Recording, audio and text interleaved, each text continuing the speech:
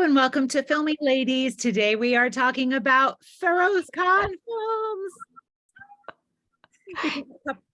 A couple weeks ago, we discovered we both really like him and we didn't know that.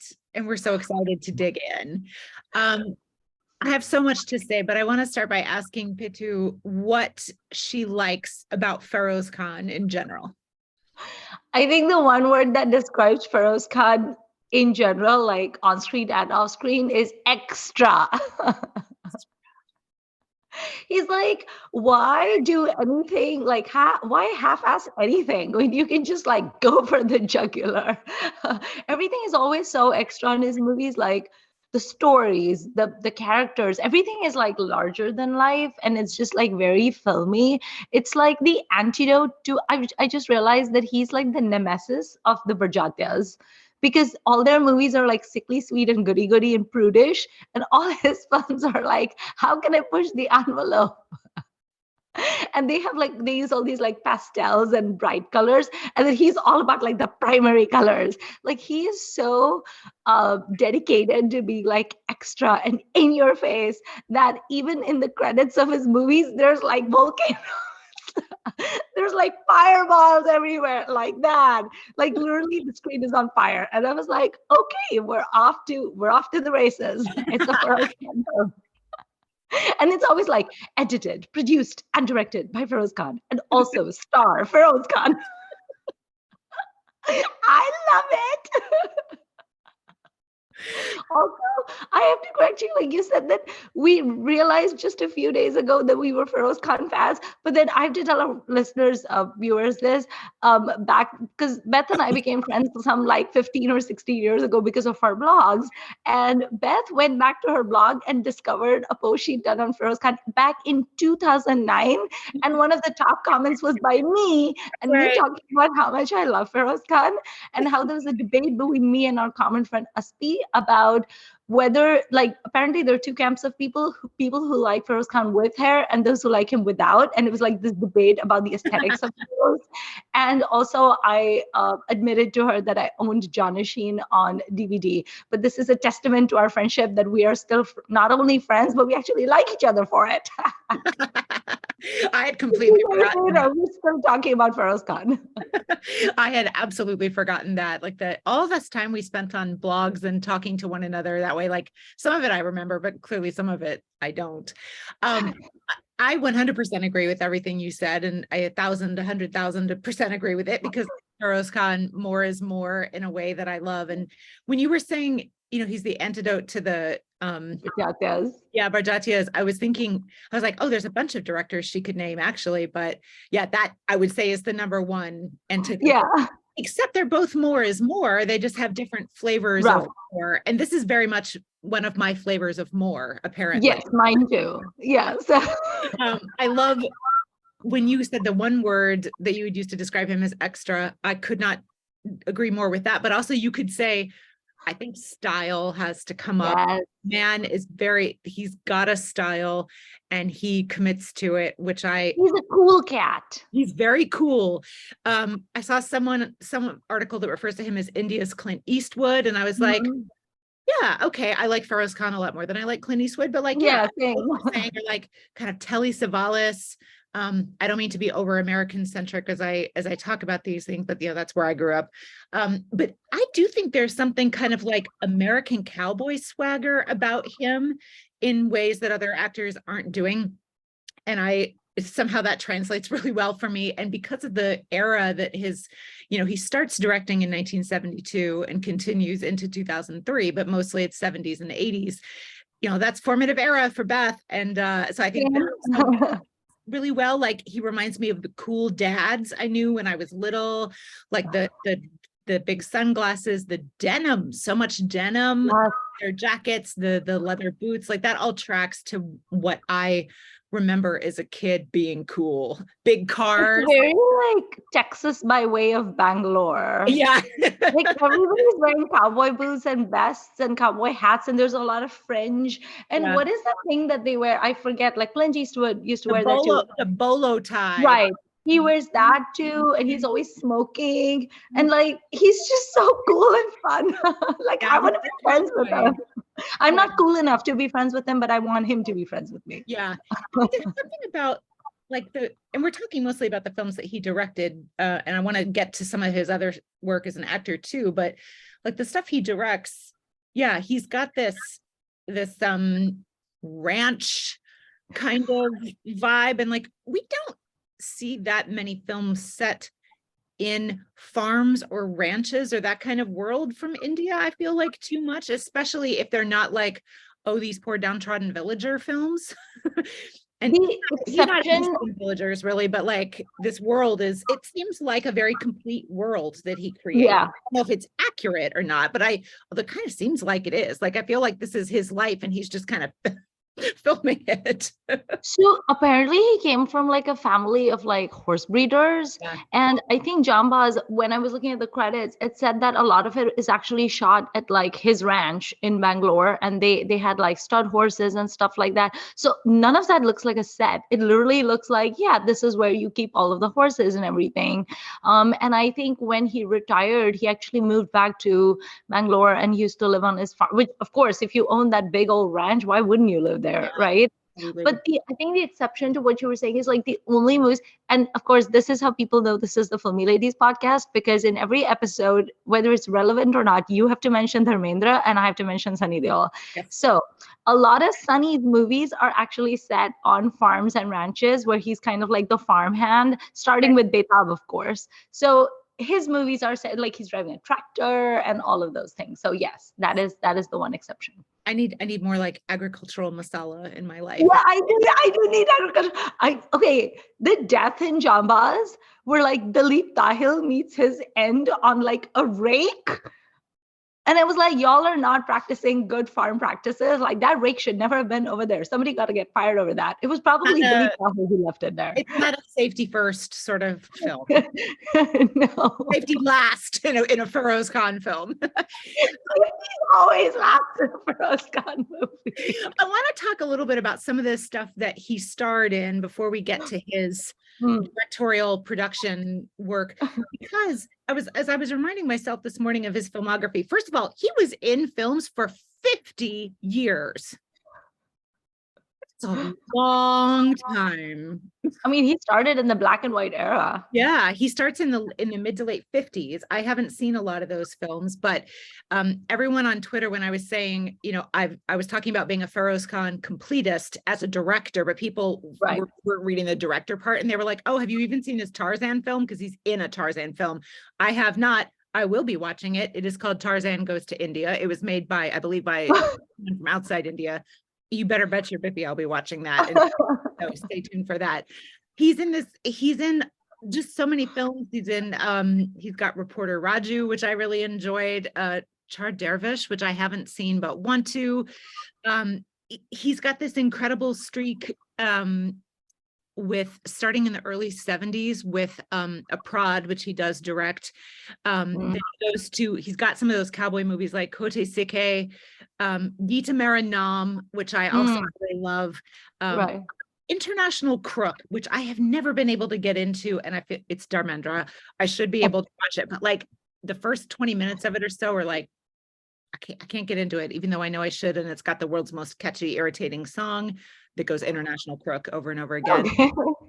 You get Dharmatma, his Godfather remake. You get Kala Sona, another great cowboy movie. Then you get Noggin. He is so fun in Noggin. Have you not seen Noggin? I don't remember it. Of course I've seen Noggin, the Reena Roy one, right? Yeah. But he was in Noggin. What was he? Yeah. Was he one of those 6 guys who initially are 5 or whatever, initially at the beginning, who shoot the snake? And so he's one of the revenge targets of the snake. And the snake, when it takes revenge on him, is Mumtaz, of course. Ah, of course. By the way, you do know this, right? Trivia for our viewers / listeners. His son, Fardeen Khan, is married to Mumtaz's daughter. So this romantic pair and this friendship also ended in marriage. Love family. It.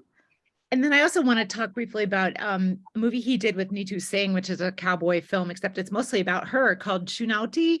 People have not seen this film, but I, as many people know, I'm a huge fan of Neetu Singh, and I thought that film was really fun. So he's just got an amazing filmography. And then you recently saw Admi Aur Insan. Right. So he's in a Yash Chopra film. Like he's all over the place. And I will certainly not argue he's the world's greatest actor, because Right. he's not. But when you get him in the right kind of film for his brand of, gotta say it, swagger, Yeah. there's nobody like him, and nobody could do, I think, nobody else could do what he does. Even the other very macho stars aren't machoing in the same direction. And I love Yeah. that it's out there for people to use in different ways. Yeah, like even in Qurbani, I mean, he has Vinod Khanna. That movie is just eye candy, by the way, from like the first frame to the last. Like from the credits, I was just hooked. Everybody looks gorgeous. We have to talk about the style and aesthetics of Let's Feroz just Khan. let's just leap in and talk about Qurbani, because Yeah. we rewatched that and we both rewatched Janbaaz, so we'll talk about Yeah. that. Let's go into it with Qurbani, With because it in is Qurbani, for instance, everyone is so beautiful. So Feroz Khan looks amazing, and then there's Vinod Khanna, who is so like smoldering, and then there's oh, Zeenat Aman. She oh, is like, she's just like mwah. Every single frame. I love her outfit so much, and I feel so bad about the fact that I didn't pay enough attention to the credits because I was so bedazzled, that I didn't read who her costume designer was. Did I you? I have that. So you keep talking and I'm gonna look it up, and I'll let you I know. couldn't find it on IMDb or I anything. have a screen grab. Okay. But even like if you look at Vinod Khanna, for instance, like he was obviously like a very macho star and like really like hot and very like stud admi and all of that.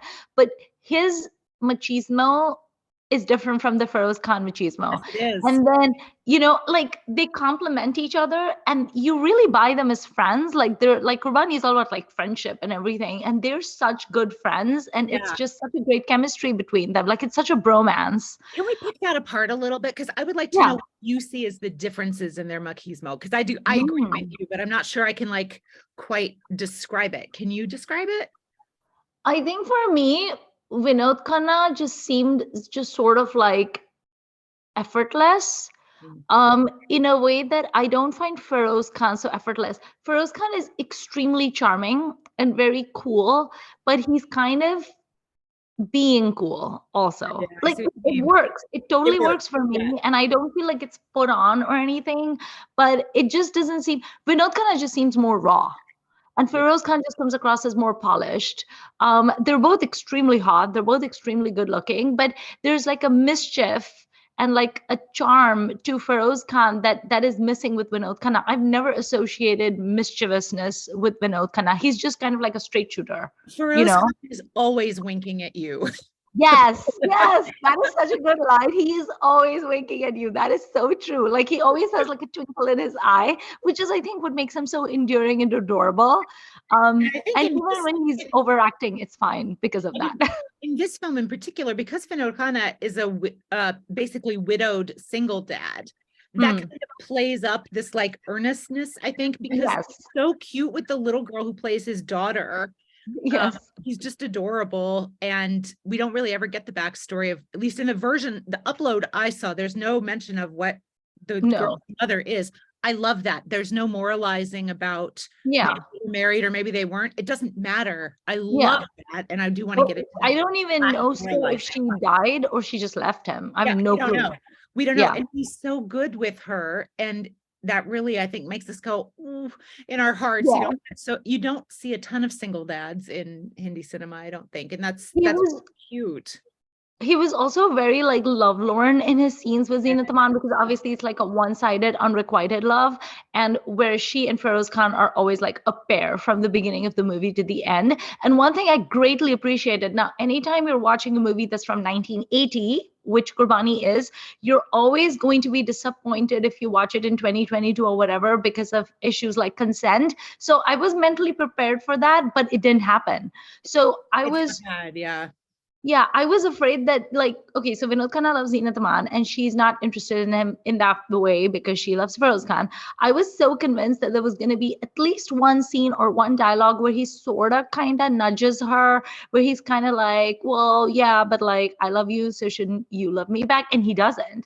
No. It's just kind of like okay, she just tells him in a scene where she's like, no, there's someone else that I care about, and he lets it go, and it was so refreshing for a movie in 1980 for the guy to just be like, oh, okay, I'm gonna be like mopey about it because I'm sad, but I'm not gonna like violate any of your boundaries, and you can trust me, and I'm a good guy. And I was like, oh my God, I love you, VK. And he also lets the relationship with his daughter, between her and his daughter, continue, which I think is very Yes. sweet. The little girl clearly loves this woman that she's getting to spend time with. And we don't even have to do any rigmarole about here's your new mom or anything. No, thank She God. just gets to be like a cool auntie that she gets to have in Yeah. her life. And it's really touching. Imagine you're learning about good boundaries in relationships from a Feroz Khan movie. Who would have thunk it? And here we are. Let me jump us back to the stylist real quick, and then I want to talk about the morals here. So according to the credits, we have for wardrobe in charges Sheikh Akbar and Sheikh Lal, and then costumes are by Rams Stylo, New Stylo, and Jawahar Dresswala. That is Plus, A+. I mean, I know, they were phenomenal. I was so convinced that there had to be a costume designer for Janbaaz as well. And with Janbaaz, I actually tried to watch the credits where I was like, okay, who has done all of these fabulous fashions? And it was the same thing. It was like, someone called Manav or something. It was, none of these were names that I'm familiar with. It literally just sounded like people who supply costumes to Bollywood movies. So this is my theory, and feel free to question it. My theory is that because Feroz Khan has such a strong sense of style, I think that he basically just told the costume suppliers that this is what I want you to put them in. So he, in a way, was kind of like de facto designer. And he probably picked up a lot of things like cowboy boots and bolo ties and fringe and hats and stuff, probably on his trips abroad, is my guess. I think he was de facto designer. Yeah, That's especially in Janbaaz, of the ones we've watched, I guess, to me, and thinking back across his other films that he directs and produces, to me, that one has the most, like, again, kind of American vibes. Yeah, like Texan or... And maybe that's the ranchness partly coming in. It seems quite deliberate. And, in Qurbani, for example, he's got, this is not American, he's got a Mercedes that he crashes, and like the absolute chutzpah to import this very expensive car and then total it. In your opening scene, mind you.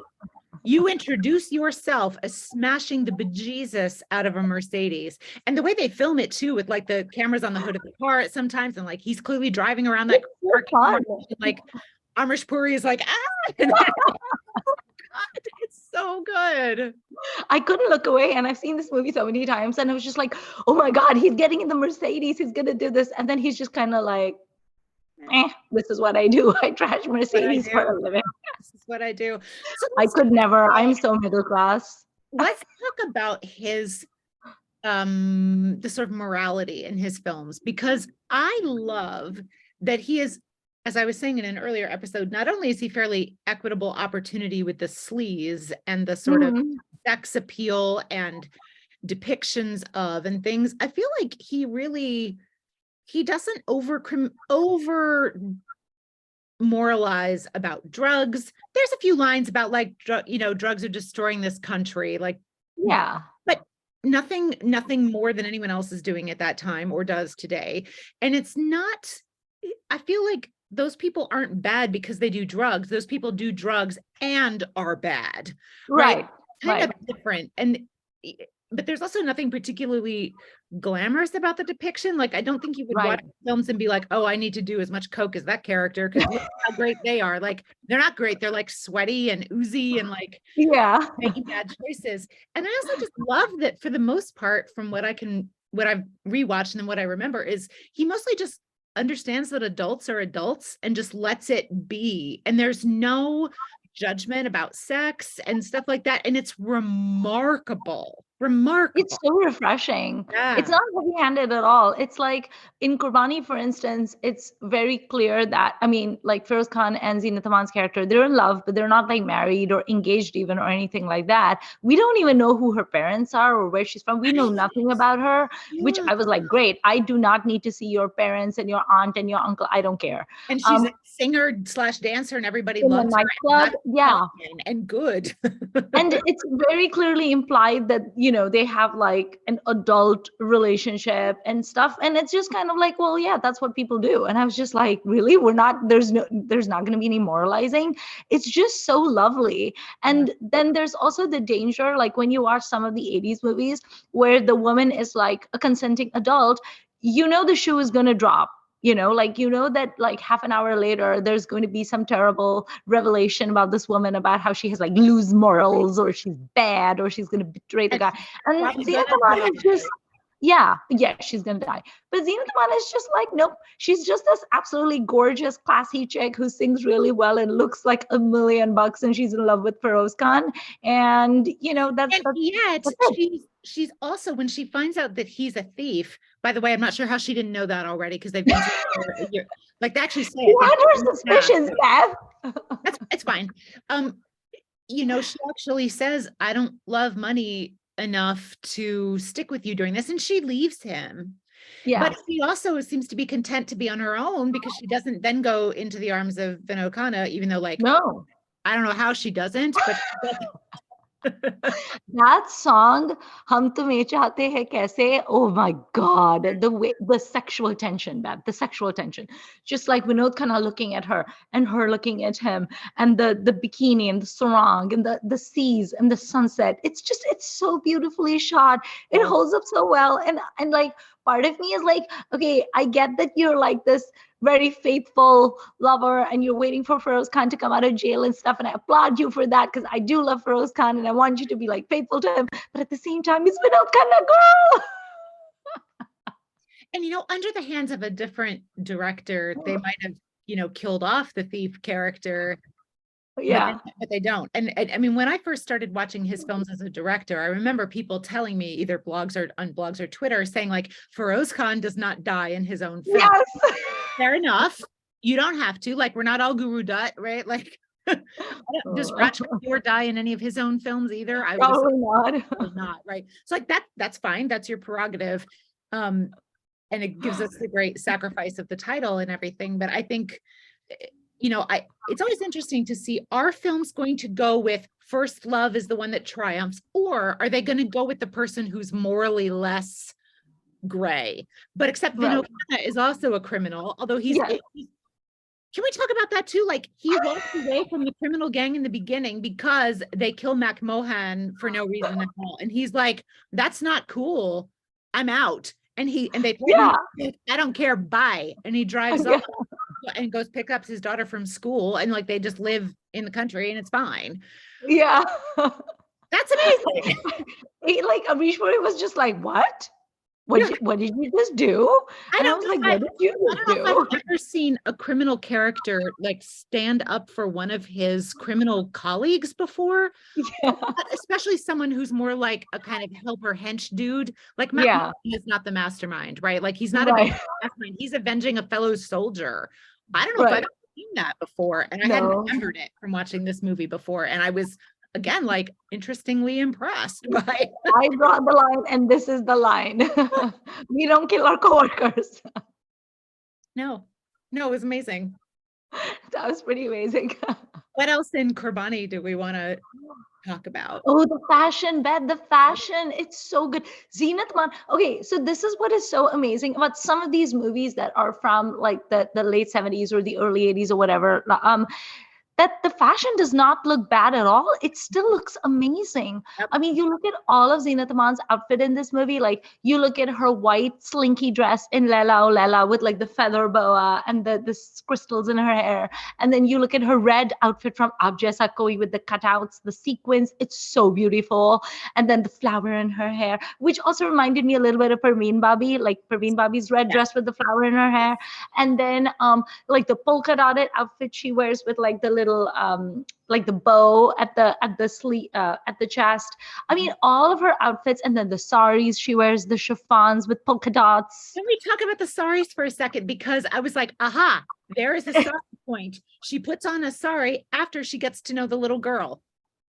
Yes, but she does go back to wearing like denims and stuff. But we don't I see do her see in a that too. story until she's kind of a mother figure. I thought that was interesting. Right. I was like, ooh, is she now only going to wear saris? But then she didn't. She did wear them. She wore them a little bit, and then she didn't. It was the same thing that happened in Janbaaz too. Like Dimple Kapadia, literally from her first opening shot in the movie, is basically wearing cowboy boots and these sort of like maxi dresses that are very like flouncy and stuff and off shoulders and stuff like that.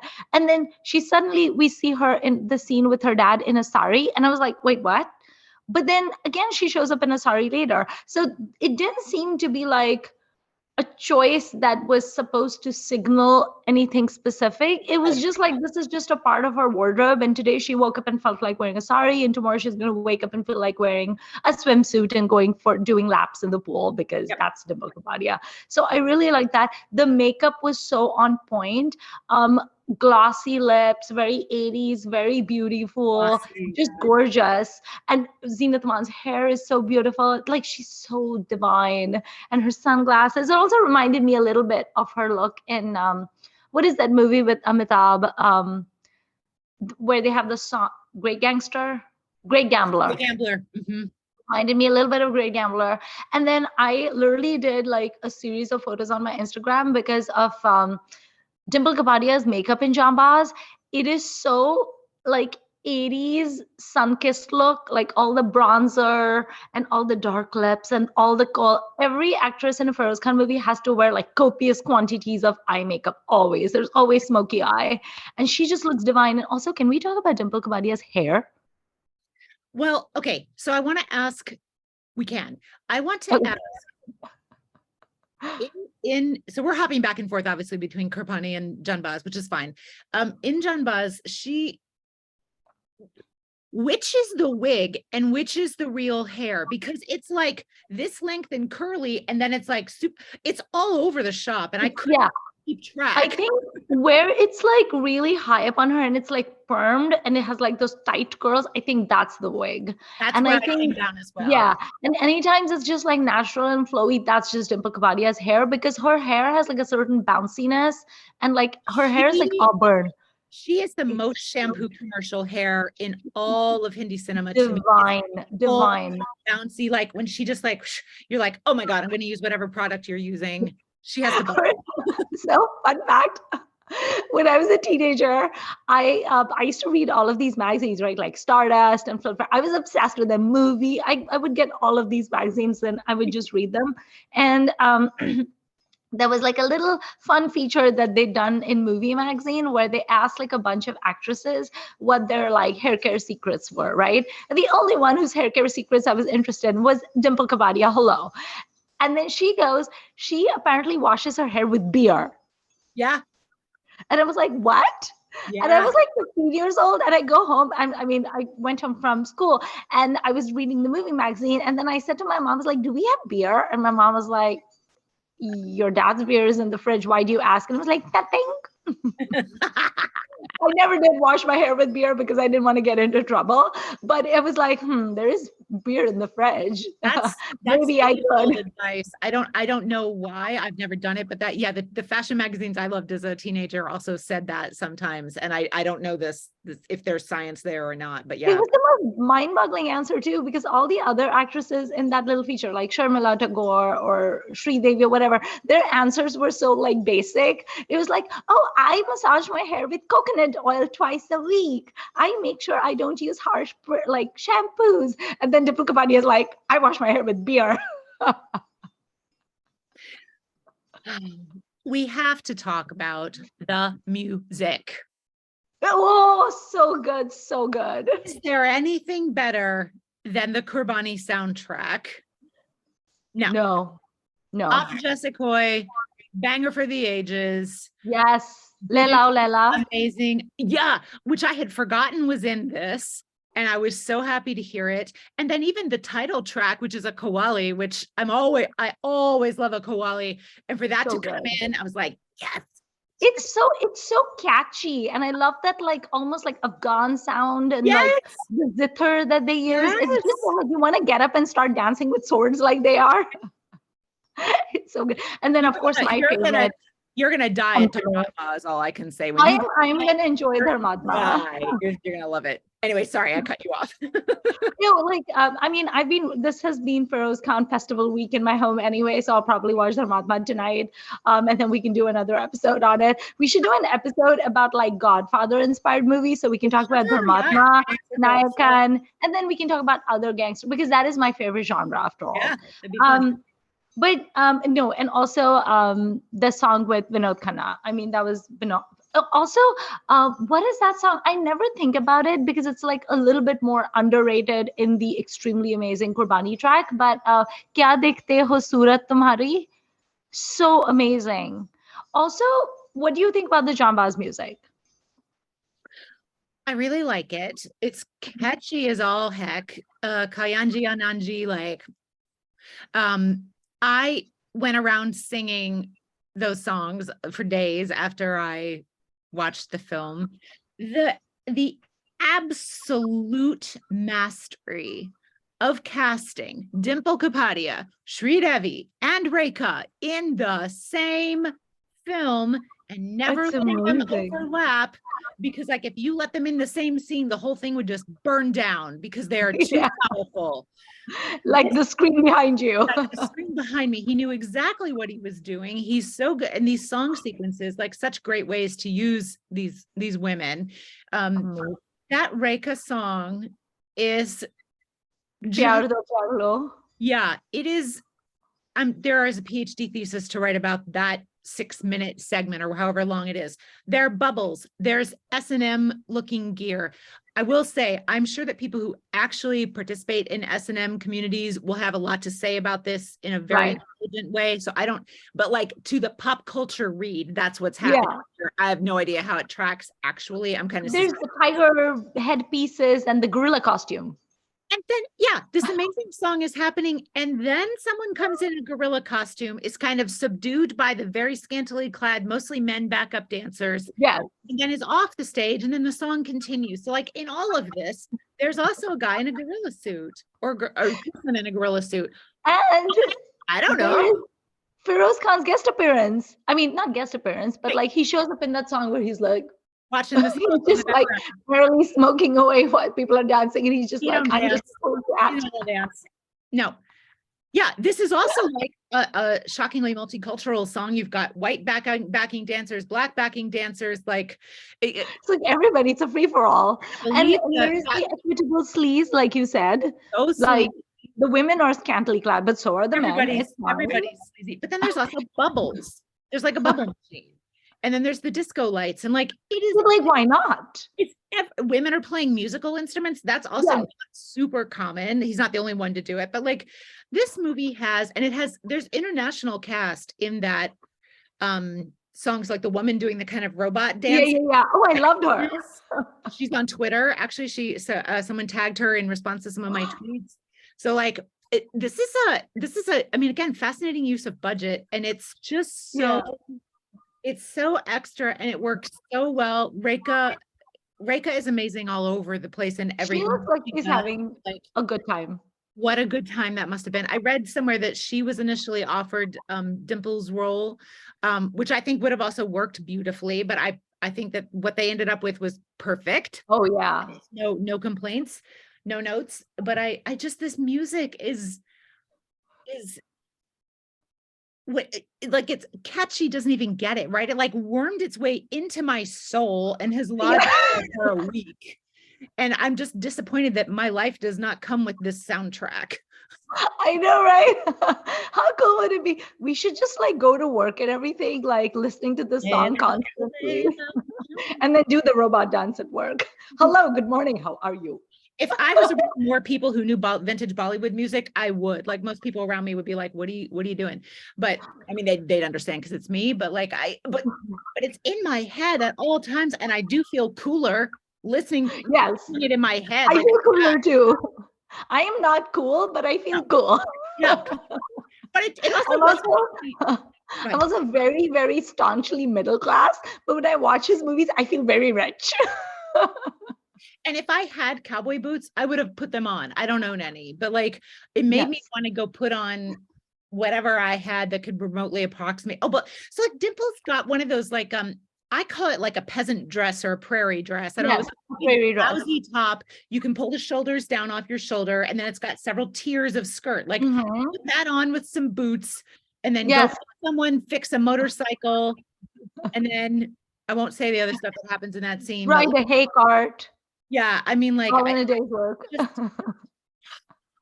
it's I love the amazing. scene, by the way, in Janbaaz, where this extremely beautiful, extremely glamorous and put together woman called Dimple Kapadia is like just walking around. She's like, I don't want to be a burden on anyone. I want to work too. And Sushma Seth, poor thing, is like, okay, but like it's a farm. Where are you going to work? And you don't need to work. She's like, no, I will work. And she's like, okay, I guess you can work on the farm. And I was like, yeah, Dimple, what are you going to do on this farm? She knows about horses. We see her learning horse riding when she's a little girl. She is a horse girl. I would like to. So if you are a horse person, which I'm not, but I imagine that this is a real treat, this film, because there's a lot of horse time. I hope the horses were well treated. We try not to ask questions. I'm sure they were, given that it's Feroz Khan and his family is like horse breeders and stuff, and it is his farm. So for all you know, they're his horses. And as far as we could tell, nothing traumatic happens to the horses that we see, like a battle scene where you worry about them. Oh, the horse in this film, who is a stand-in for Anil Kapoor, and I'm not kidding. Like it's clearly his surrogate as a like tame him, and that when he laughs, this macho, macho. More is more. Yes. You know, it's like, have you ever heard that philosophy where it's like there's two kinds of people in this world? There's the people who anytime you say something, they say, why? And then there's the people, you say anything, however outlandish an idea, and they say, why not? Feroz Khan is the king of why not. So I'll be like, okay, you can have this element in your movie and also this, maybe this, and perhaps this, but like a little smidgen of it, maybe, because we don't want to be too much. And he's like, why not? Like, let's just throw the kitchen sink and everything and it'll work. And it does. And yet there's still a very specific like visual style that's happening, plot. His like there's some comedy uncle nonsense, and there's like the Parsi family for I don't know what reason. I just wanted to edit them out. Like there's not a ton of that, right? I've seen much more meandering films. Yeah. Like it's pretty, I'm not going to call it tight, but it is it is deliberate and it's doing what it's doing. It's taking it forward. You know what's happening. Yeah. And he's not, and like he's obviously casting like a bunch of his favorite, oh, it's that guys, you know, like they're all over. It's wonderful.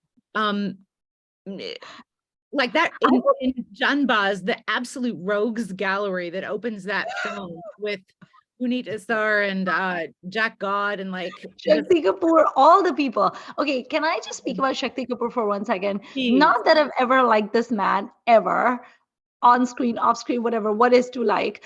But I have a question. In a movie where everybody is doing such a good job, all he ever does is he just acts at like a fever pitch.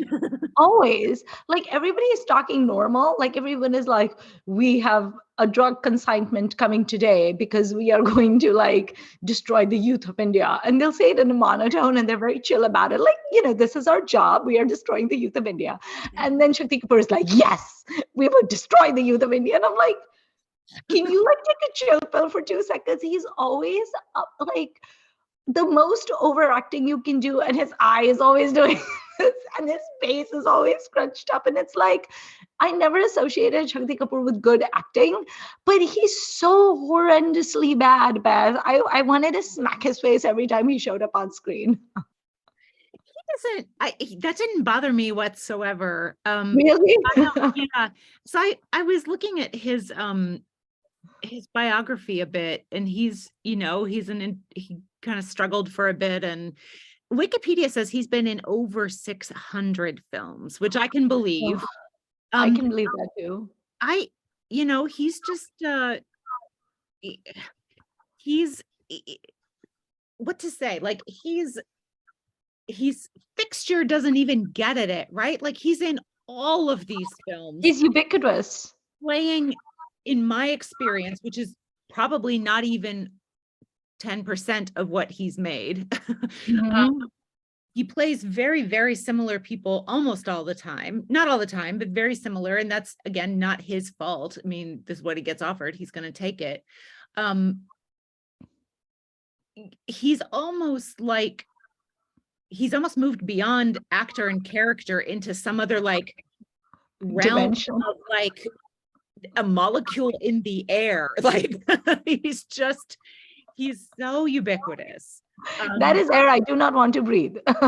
Yeah, I mean, and every time I look at one of these character actors and you look up how many films they've been in, it's like 300, 350, 400, over 600 is the biggest number I've ever seen for one of these guys. Right. I absolutely believe it. So it's, and at some point there will be, I'm sure, some kind of masterpiece written about his career and kind of what he brought to films that others weren't doing, because clearly it works for people because he is cast so often, and usually, at least again in my limited experience, he's usually like the top of the hench dudes, right? He's not one of a million. He might get his own name, but he does get a name. Yeah. He's like more evil than Mark Mohan. Like he's the guy who's gonna rape, because he's crafty and cunning and the schemer. he's the right age to be like sexually menacing in a way that the others aren't. Like it's like his real life, like but he really is, he's fascinating, and I would love to hear from people who've seen more of his films and like are more drenched in this the kind of so my friend Asim, I'm talking to you, Asim Baba Jogeshwari on Twitter, you know who you are. It's just I don't really know what to say. He's beyond a character and an actor. He's something else entirely. I did read some trivia about how Shakti Kapoor got his sort of like role in Feroz Khan movies and just in general in Bollywood as well. So we do have Feroz Khan to blame, or at least I'm going to blame Feroz Khan for Shakti Kapoor being the molecule that is all pervasive. So apparently Shakti Kapoor was still like a struggler. And I don't know how true this story is. This came from Shakti Kapoor's mouth, so you have to take it with like a barrel of salt. But he was a struggler and he was driving his car. I immediately raised an eyebrow that you were a struggler and trying to get your foot into the film industry and you were driving a car. Okay. So he was driving this like old Fiat car or whatever. And a guy in a Mercedes tried to overtake him. And because he tried to overtake him, he hit the Fiat. And Shakti Kapoor got angry and he got out of the car and started screaming at the person, like, what the heck, dude? And the dude in the Mercedes happened to be none other than Feroz Khan, apparently. Oh. Yeah. And Feroz Khan was like, and then when Shakti Kapoor saw him, he was like, oh shit, it's Feroz Khan. Like I'm screaming at Feroz Khan. And then Feroz Khan was like, oh, I'm so sorry. Like I didn't mean to hit you with my Mercedes or whatever. And Shakti Kapoor was like, by the way, I'm a struggling actor and you can make it up to me by giving me a role. And then he's like, okay, yeah, whatever. And he gave him his card. And then Feroz Khan went to work, went to his office or whatever. And he told one of the casting people that he wanted to cast this guy whose car he'd hit that morning, and the casting director actually happened to put a photo of Shakti Kapoor in front of him and said that I was actually thinking of casting this guy as the villain. And Feroz Khan was like, wait, that's the guy hit with my car. So serendipity happens to Shakti Kapoor also. I love that. I'm looking at his filmography, and one of his early films, it's not the first, but is the original Johnny Dushman, which it doesn't seem to have a named role, but so we all know this is. Qurbani is very early in his career, relatively. Right. And who knows what was filmed first and when it came out and whatever.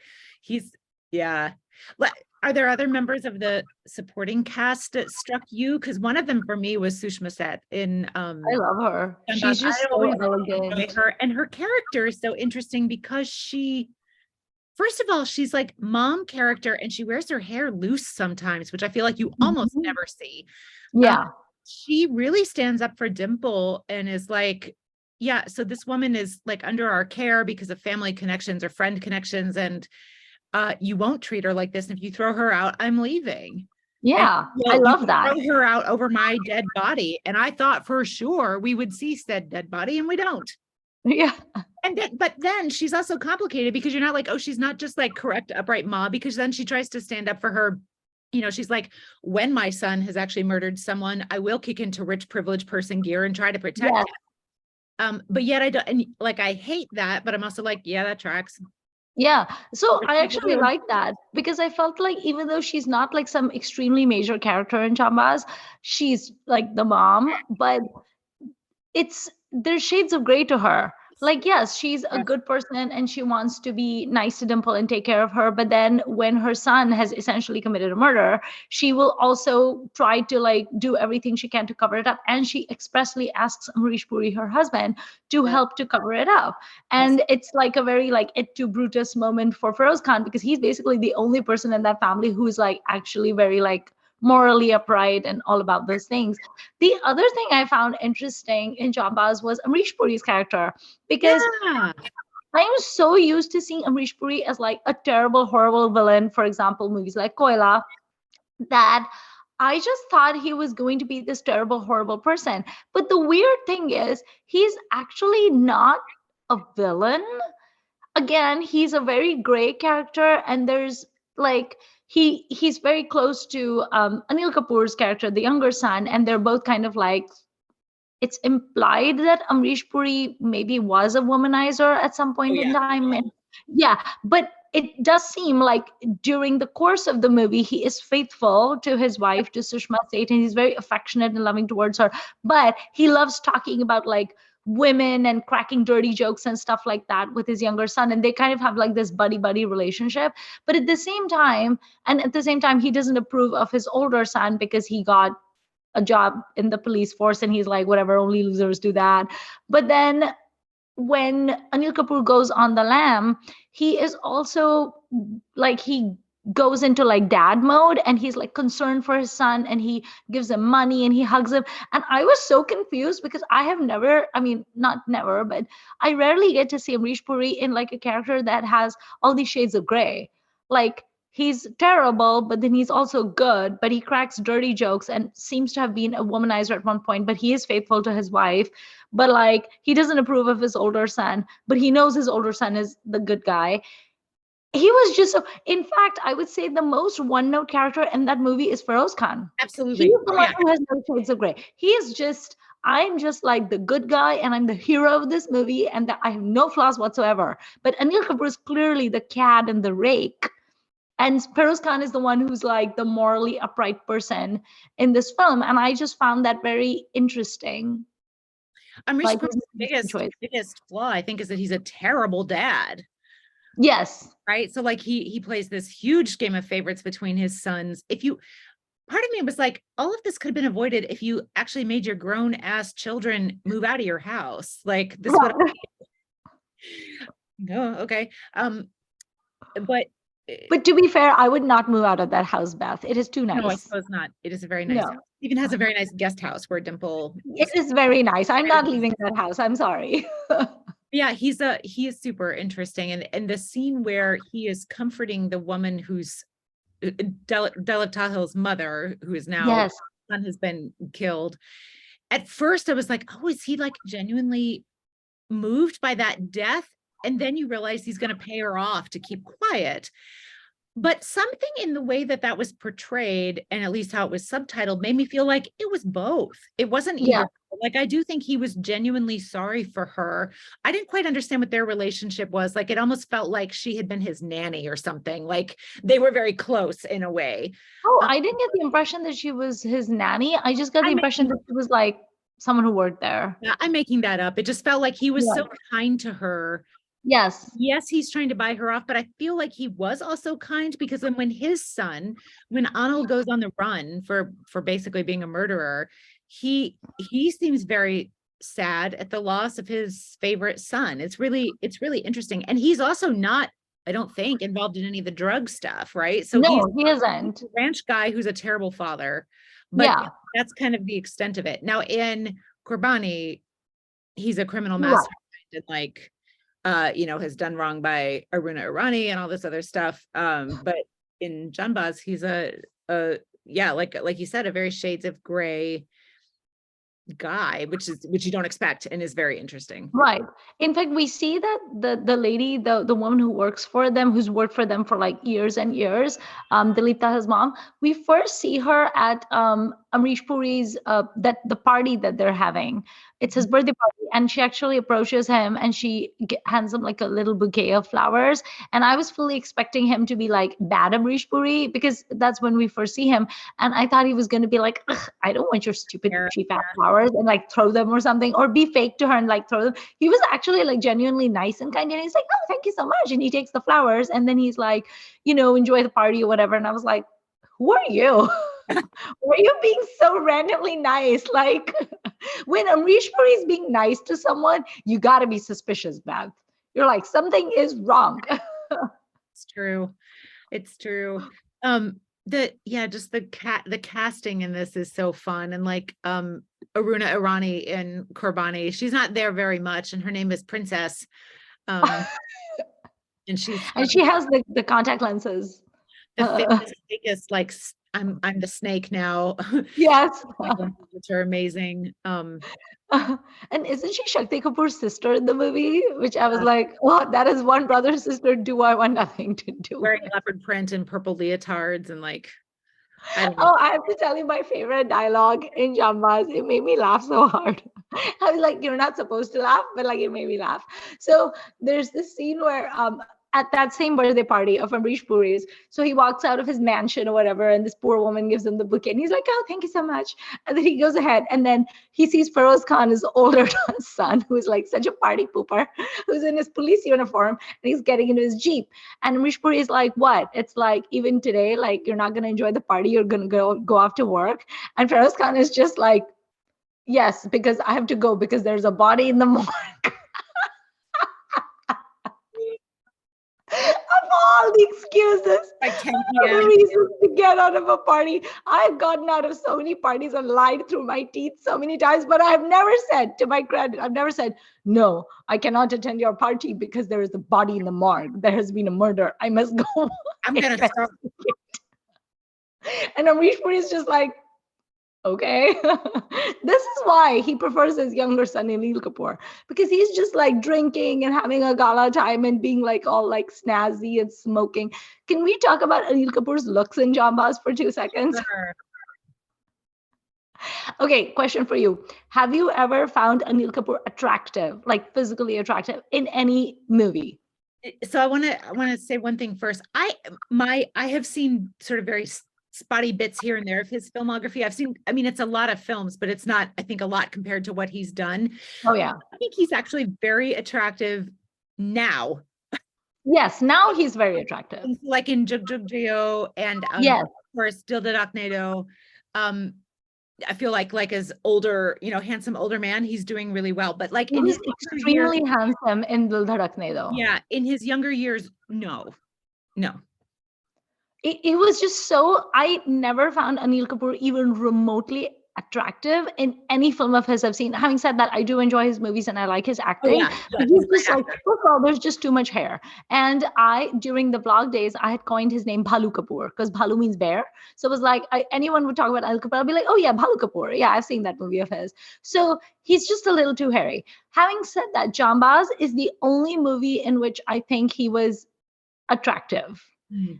Reason being the styling, because of the way they dressed him up, and they I think took advantage of his lankiness and his tall frame, and they put him in those like tight jeans with the cowboy boots and the French jacket.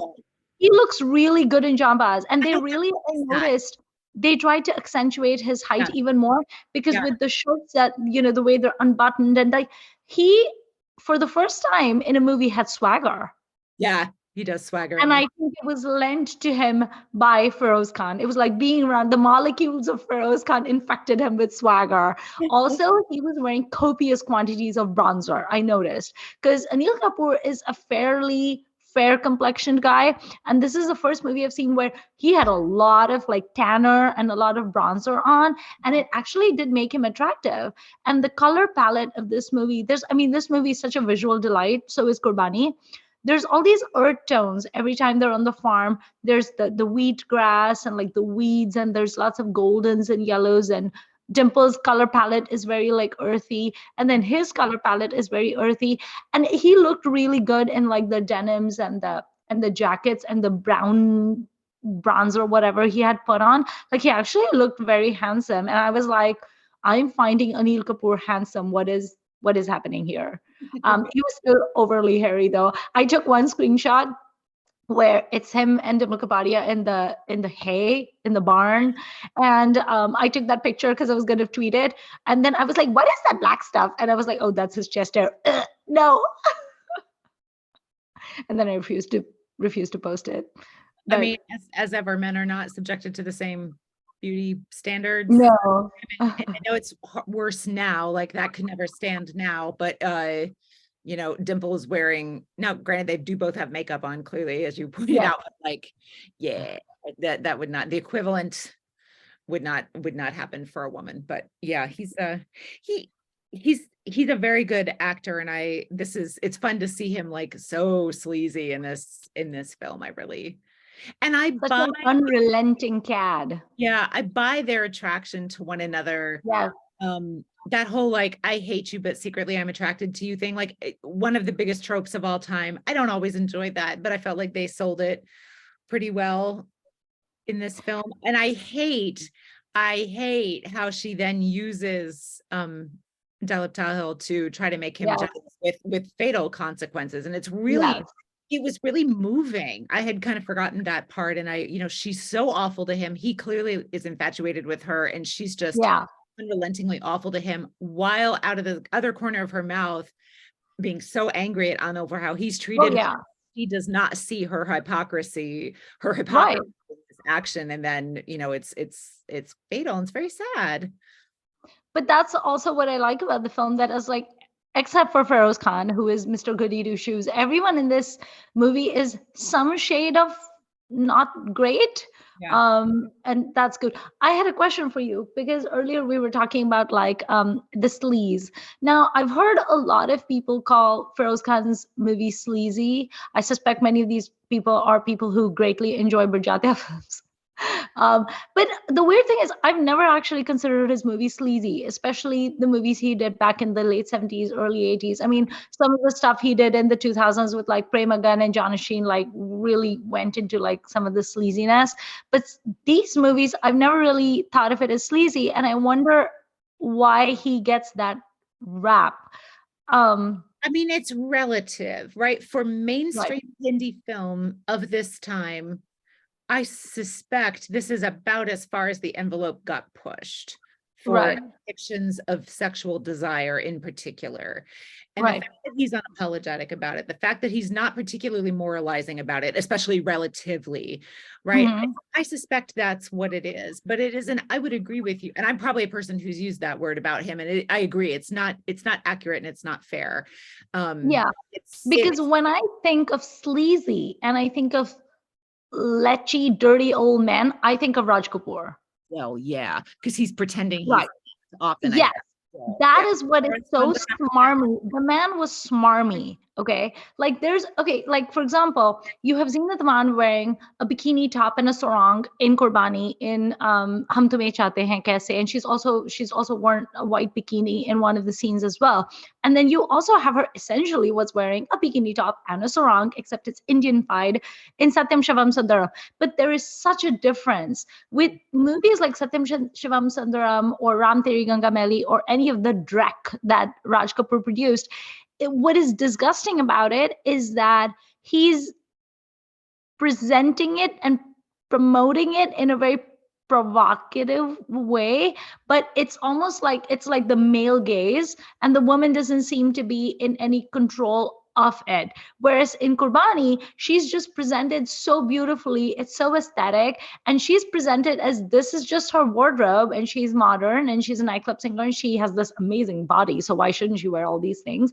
And there's nothing icky about it. I watch Raj Kapoor movies and I'm just like, ugh.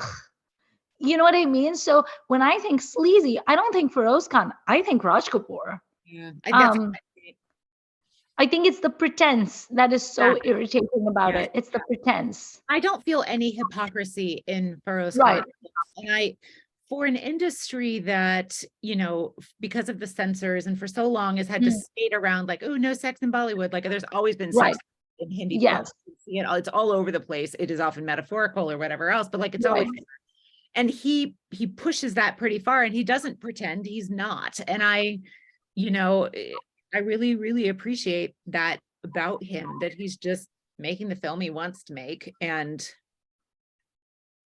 Yeah. filling in And when we were, A class A, fantastic music, great acting, like it's all systems go, and it's fabulous. yeah, and his movies, I mean, now there's some parts of Janbaaz that don't really hold up so well, like some of the dialogues that Anil Kapoor mouths at Dimple. But Yeah. the only defense I can sort of mount for that is that Anil Kapoor's character is not someone that we're supposed to like. He's not valorized. He is a cad. He is a terrible human being.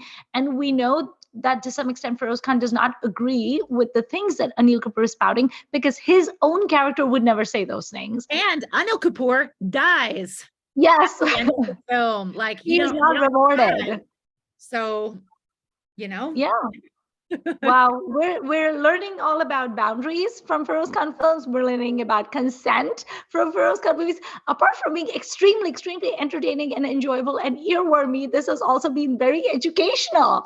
So if people have not seen Janbaaz, if they have not seen Qurbani, they should watch these movies, and they should think of it as like an education. They should think of it like, I am educating myself. I'm going to spend 6 hours watching these movies, and I'm going to like learn something and expand my mind.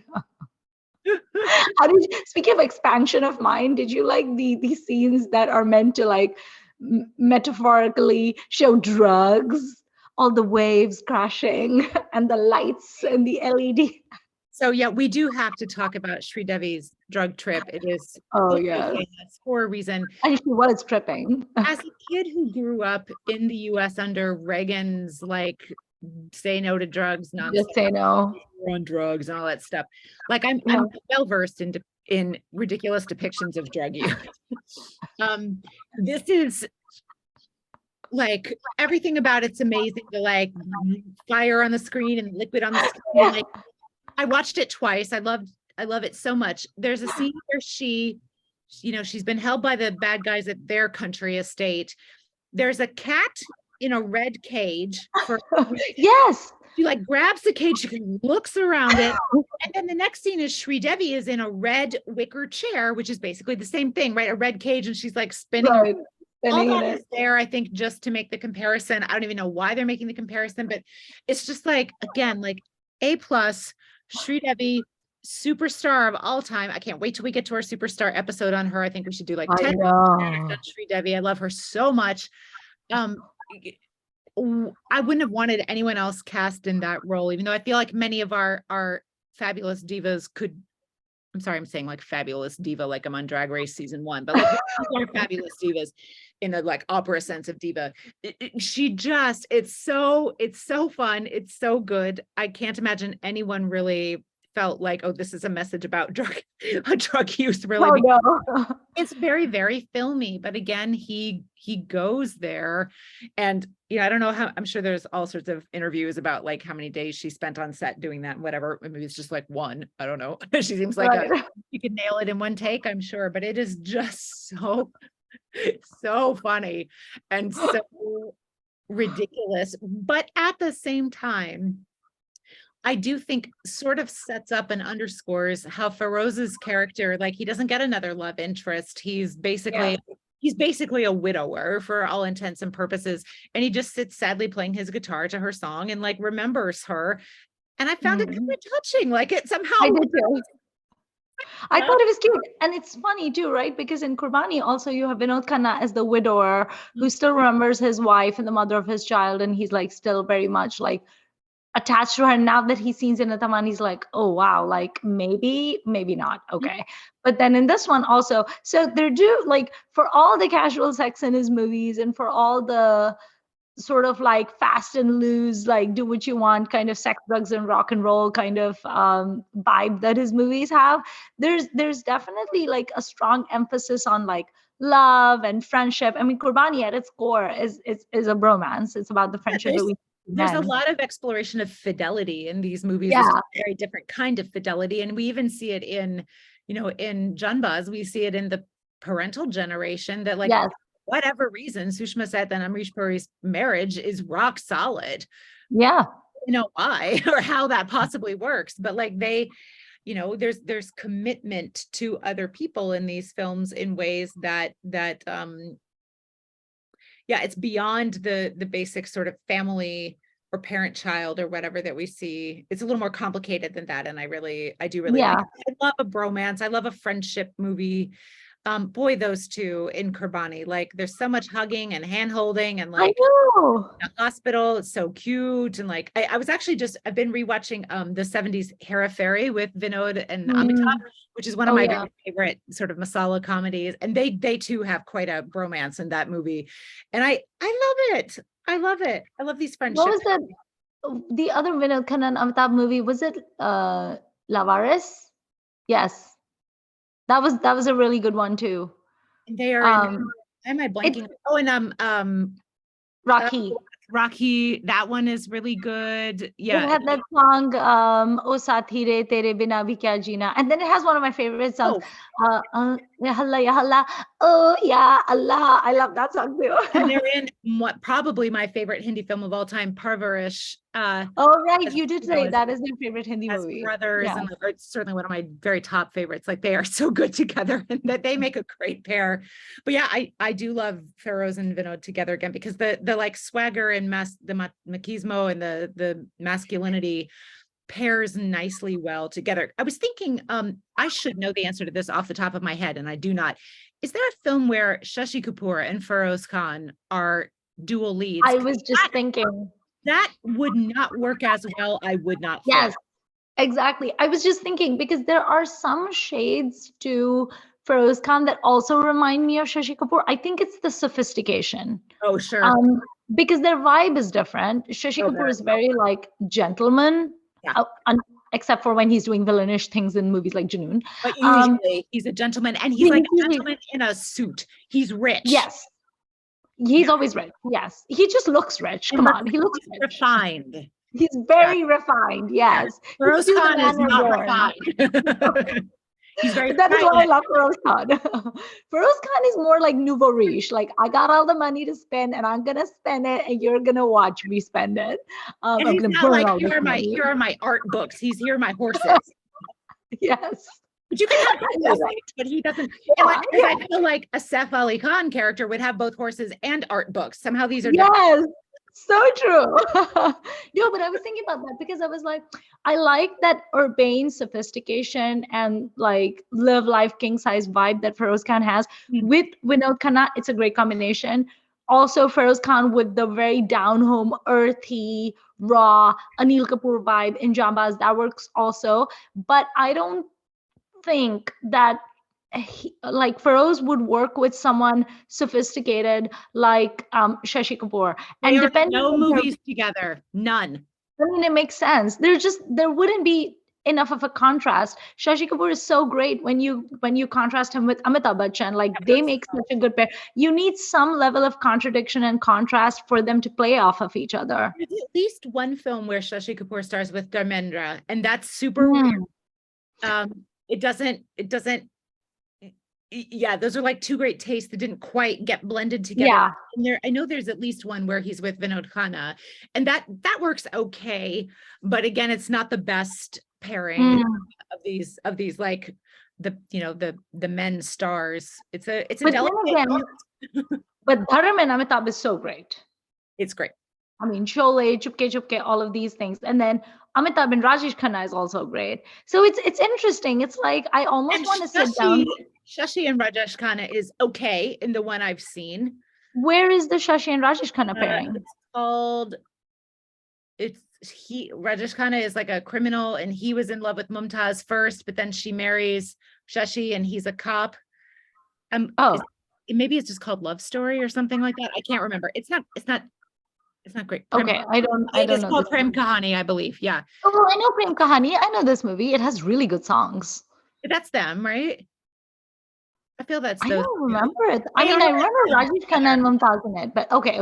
Yeah. But yeah, I almost like, I'm such a nerd. Like after we finish recording, I literally want to sit down on a sheet of paper and do like a match the columns and try to figure out what it is, where you have Feroz and Shashi in one column, and then you have the rugged men, you have the Amitabhs and the Vinod Khannas in that other column, and then Dharmendra falls into that column as well. Although Dharmendra is versatile enough that you put that, he's just so good looking too.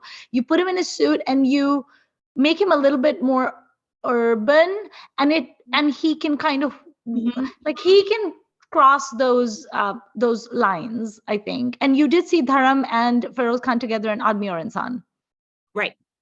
Right. So he's more like he can be in either camp, but he's more in the Vinod Khanna Amitabh camp. And then, So who else is in the Shashi camp then? In later years, it would be Rishi Kapoor.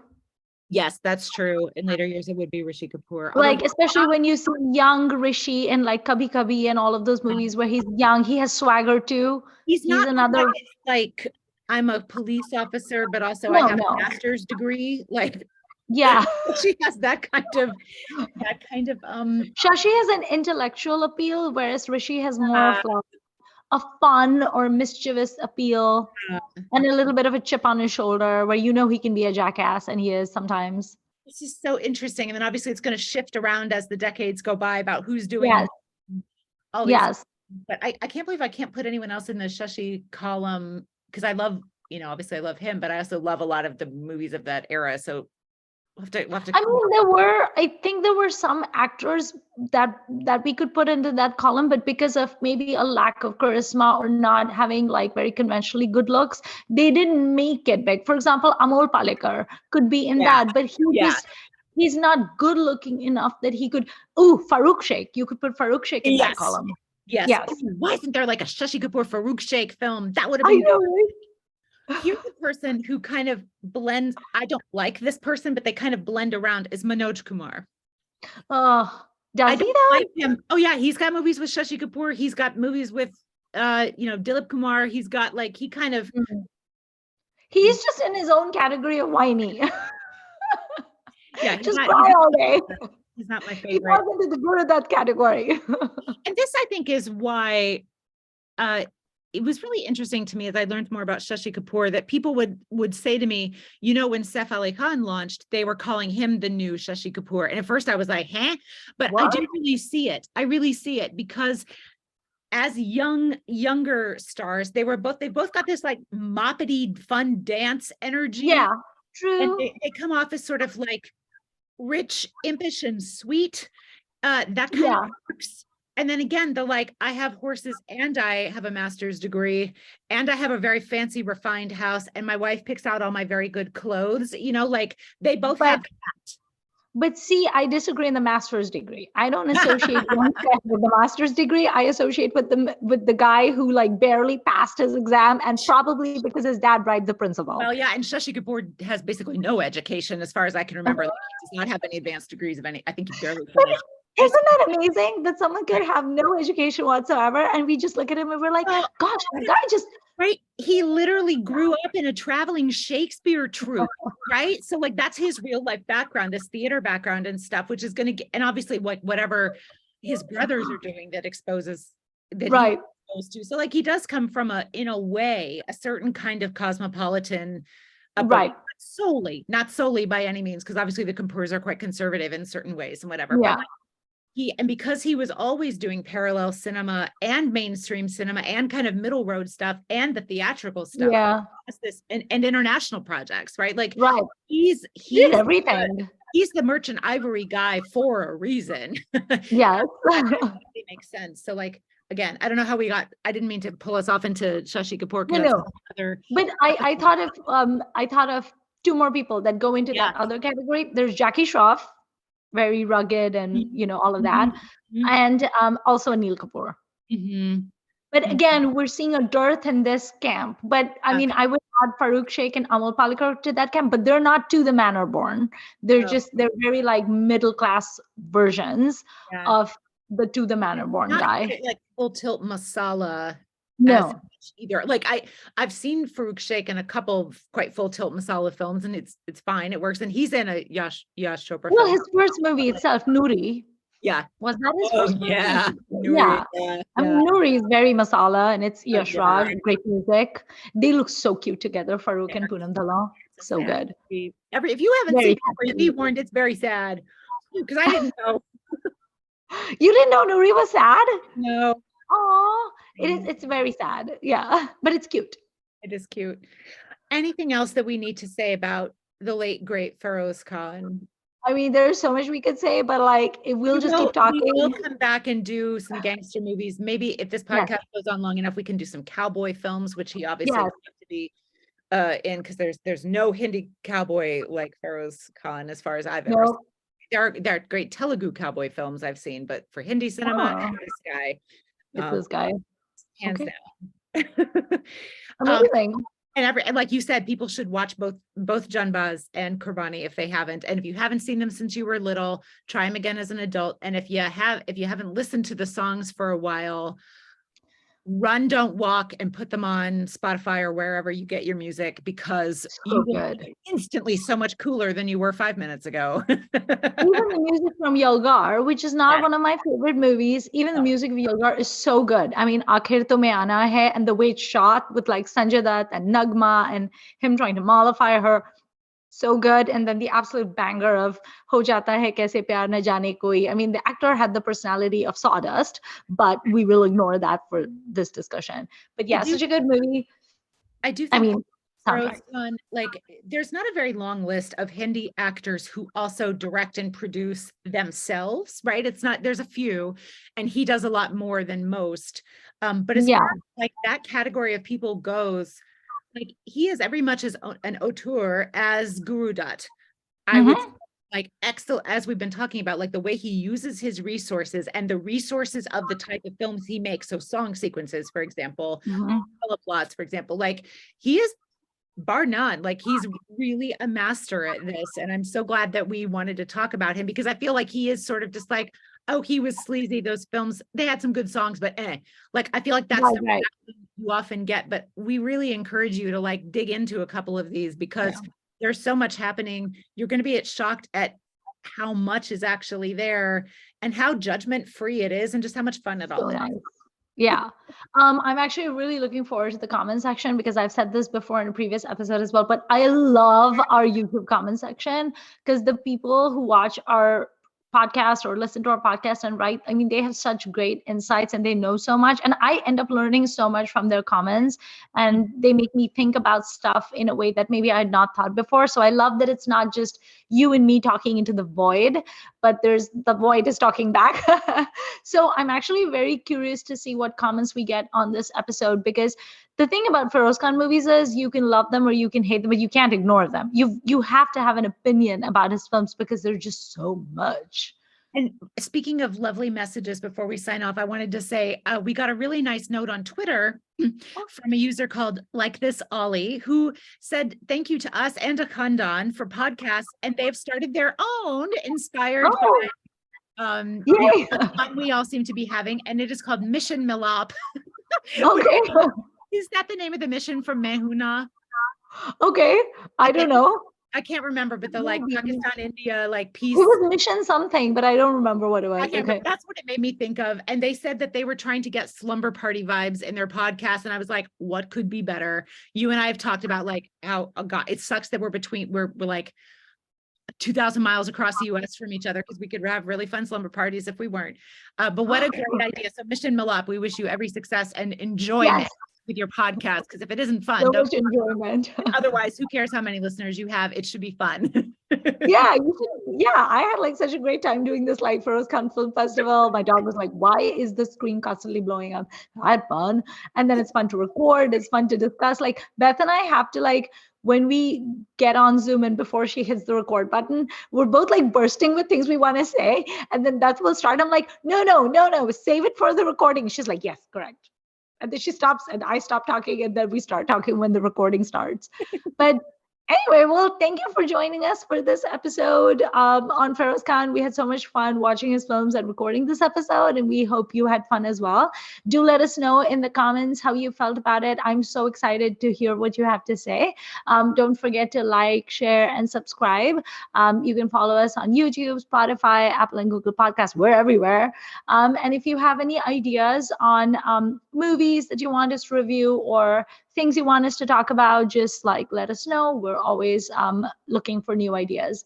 Thank you for watching, Filmy Ladies.